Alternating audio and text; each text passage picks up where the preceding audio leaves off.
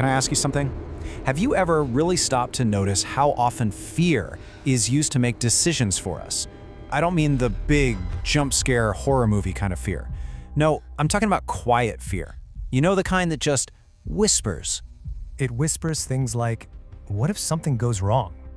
What if you don't follow the rules? What if you're the exception? You know, fear, it didn't always work this way.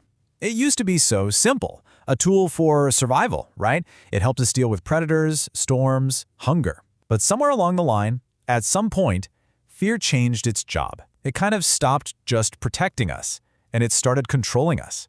So let's kind of unpack that. We're going to look at what I'm calling fear's new job, then the architecture of control, how that plays out in fear in a modern world, and finally this idea of the quiet exchange. All right, so let's start with that first part, fear's new job.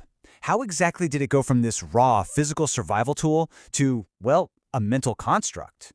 If you think way back in early human life, fear was, well, it was physical. You saw danger, you reacted, a predator, a fire, an enemy. Your body made the call, not some system. But then, societies got bigger, cities started popping up, rules appeared, and something really interesting happened. Fear became abstract. You weren't afraid of a lion in the same way anymore.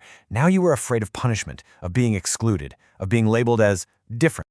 Basically, fear moved from the body to the mind.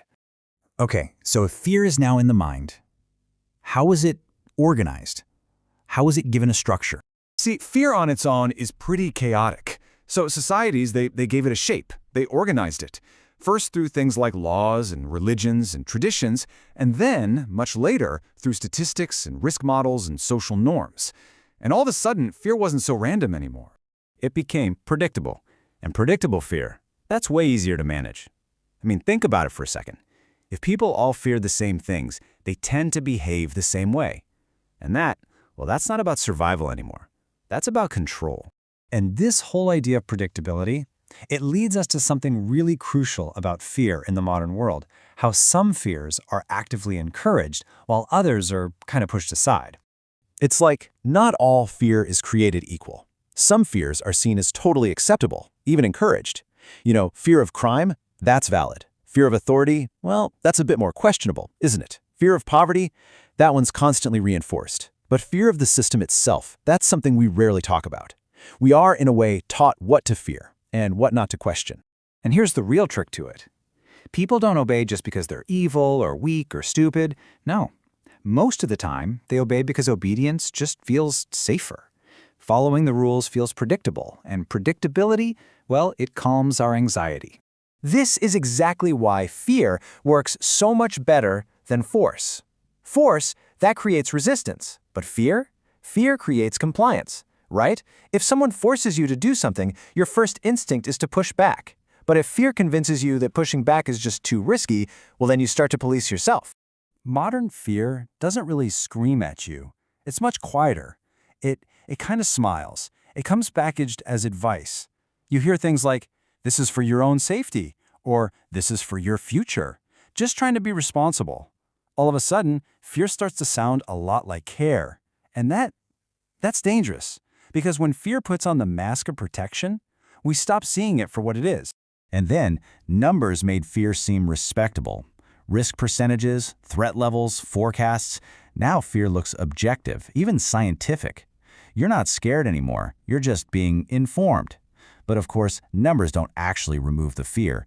They just refine it. They tell you precisely how worried you ought to be. Eventually, at some point, fear stops being just a feeling, and it becomes part of who you are. You start saying things like, oh, I'm just a cautious person, or I'm just being realistic.